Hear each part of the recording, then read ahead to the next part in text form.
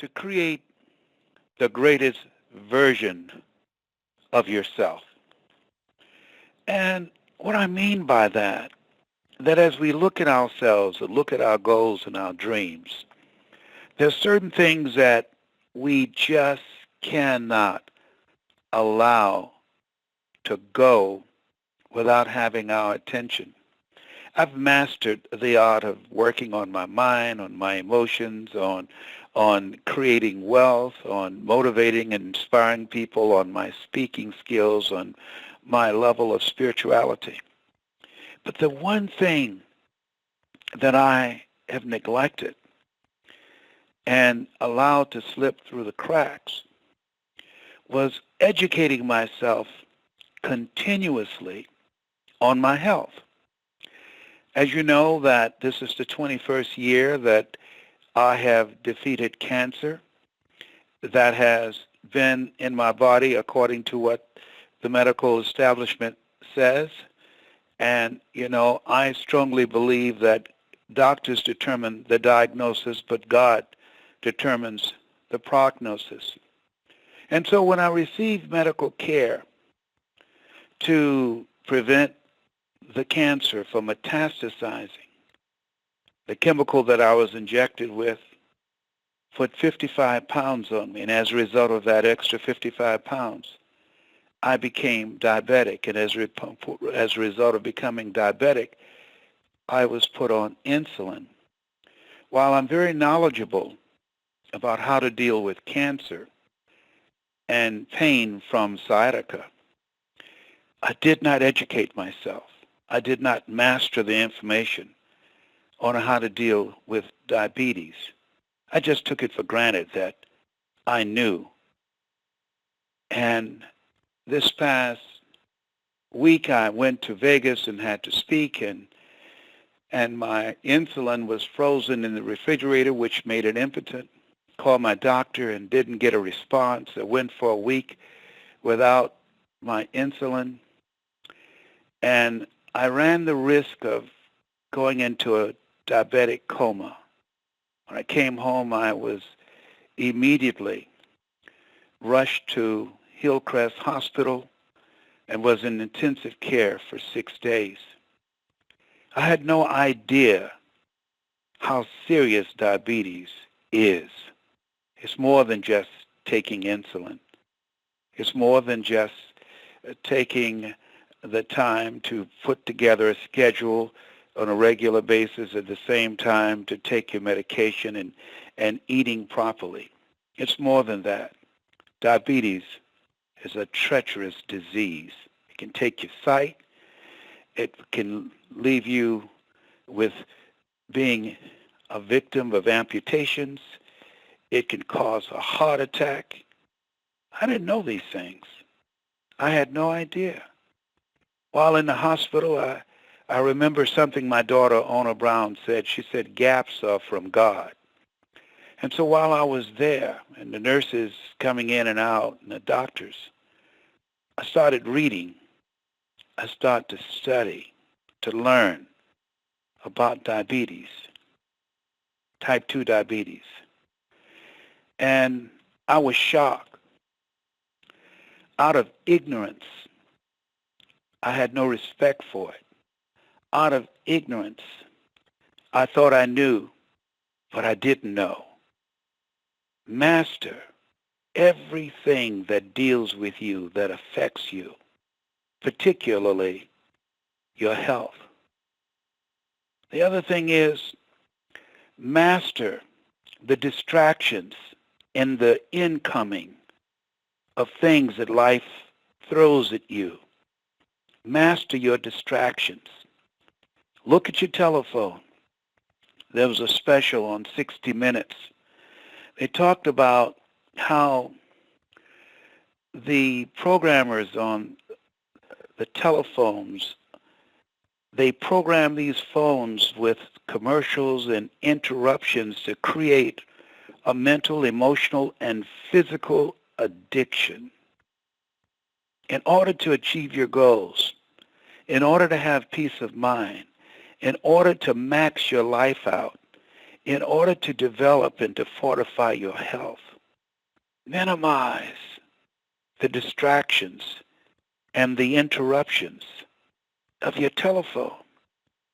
I now make it a habit to turn my phone off. I wanted to let everybody know who, if you have my phone, don't be surprised if you call and my mailbox is full. My phone is full. I'm minimizing the intake. I'm minimizing the phone calls. I'm minimizing the interruptions so I can think, so that I deliberately can create some space to be still, to be calm, to hear my own voice, to be able to clear my head. See, at the end of the day, I don't need to know what's going on in the world. If there's a nuclear explosion, I'll find out. I will know. I don't need to watch the news. I don't need to be reading every email and Twitter and all the other things that's out there. There's nothing like peace of mind. I believe the reason that only 40% of Americans can get a good night's sleep is because of the constant interruptions. I'm able to sleep better because I start very early turning my phone off, not checking emails or Twitter or anything else, and just preparing myself to be still and to say, "Speak, Lord, thy servant heareth thee." Minimize the distractions, not only from the phone, but from your family members, your children, your friends. Go in the closet and shut the door. Seek ye first the kingdom of God and his righteousness. That kingdom is within you. Find this special place, this sanctuary within yourself, to be still and to step back and look at yourself and ask yourself the question,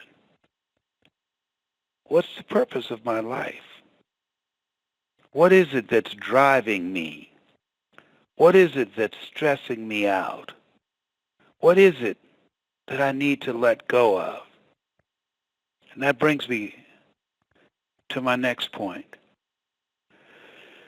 Ian Levinson has many very brilliant quotes, but the one that I love the most, particularly now, after being released from Hillcrest Hospital in Cleveland, as I sat here in my bed in Columbus, Ohio, preparing to see some of my grandchildren and journaling, writing some thoughts about this day that I spent with a good friend, Pat Funderburg, this day that I spent the majority with myself and just writing my thoughts.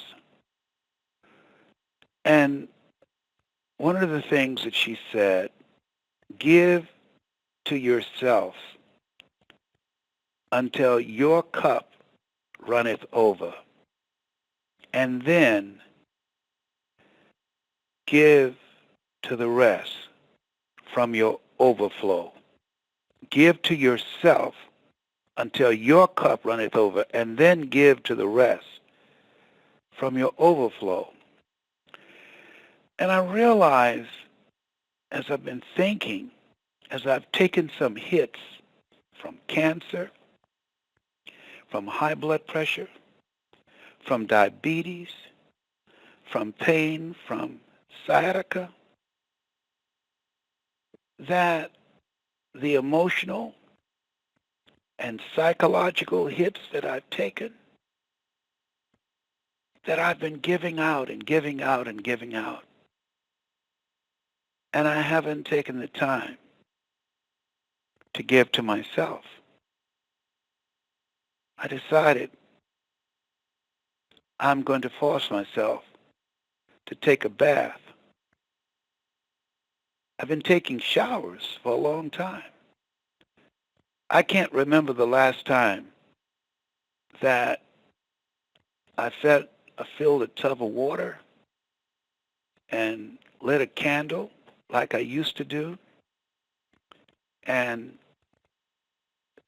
had some Epsom salt and some aromatherapy and some soft music and just got in the tub to chill out.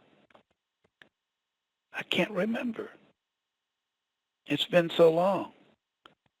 I used to do it a lot. And somewhere along the line, I stopped doing it. I became so caught up in life that's rushing to do everything. And we have to, I think, decide to become mindful of doing things that nurture our spirits. I used to have 43 plants and flowers that I used to grow. I remember talking to them and watering them. And somewhere along the line, I became so busy, I stopped taking care of my plants. I used to love to do that. I used to have a garden. I don't have that anymore. I began to get so caught up in life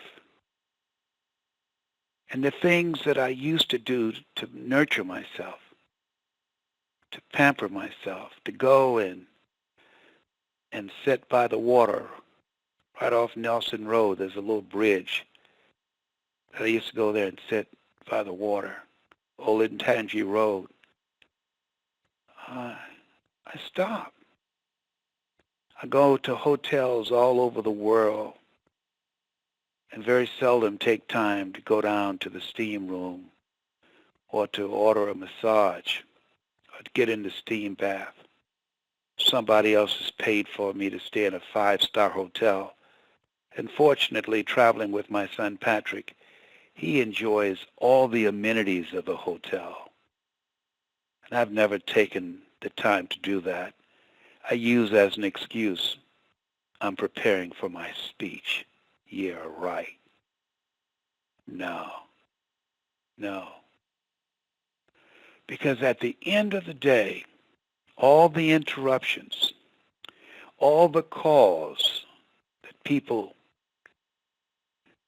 throw on you, all the crises that are going on, at the end of the day, all the things that you feel that you have to do, all the meetings that you feel that you have to attend, all the people that need to be rescued only by you.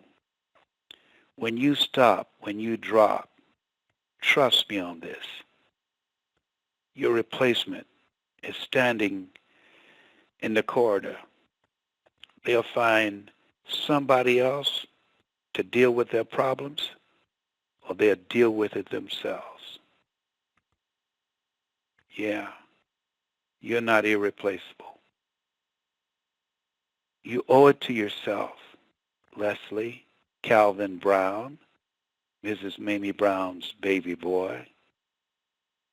I felt like my mama was talking to me because I remember today when I was thinking and journaling that my mother at 5 o'clock, she would stop everything to watch Animal Kingdom and her favorite programs. I remember no matter what I was doing in the world, even when I had my talk show 10 years ago, my mother didn't even watch me. She watched The Price is Right. That was her time. I said, Mama, did you watch me? Fool, I told you who my husband is. The Price is Right.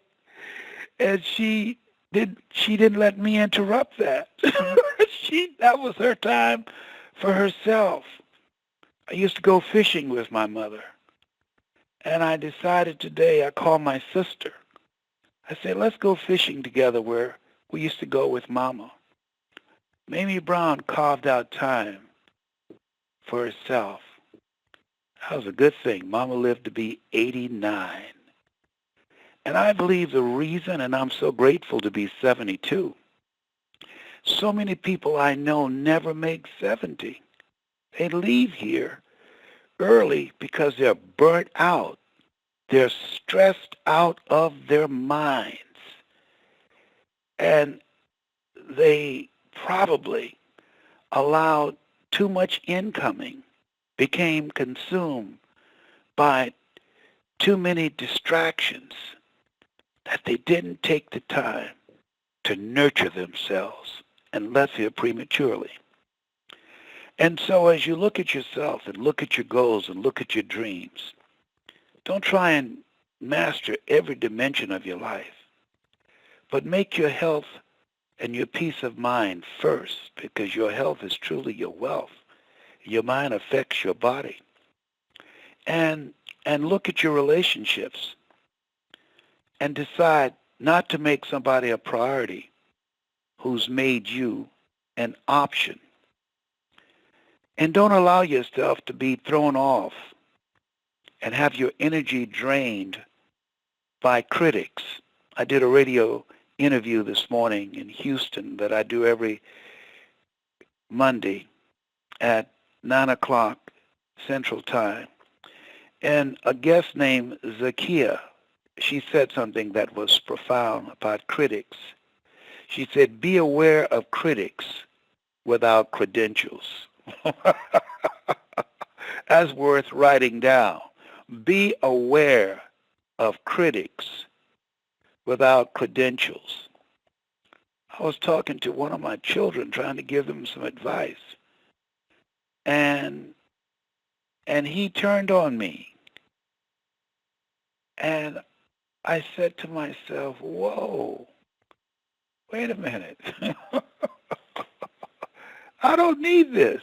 I just backed up and said, okay, because I knew it within myself, he will need me before I would need him. And when he comes, and he's coming, I'm going to say, I don't invest money in bad thinking. You know so much, go create it yourself.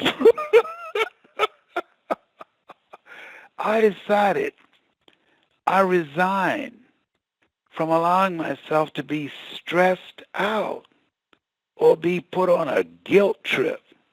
You're a grown person. I don't owe you nothing. Your mother never had to drag me into court for non-support.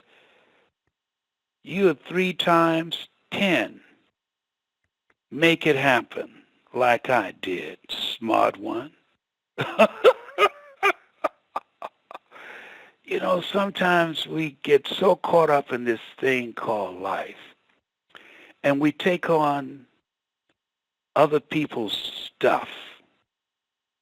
If we are not mindful, and if we sometimes forget that we're not God. We're not God. My prayer is for you and for myself.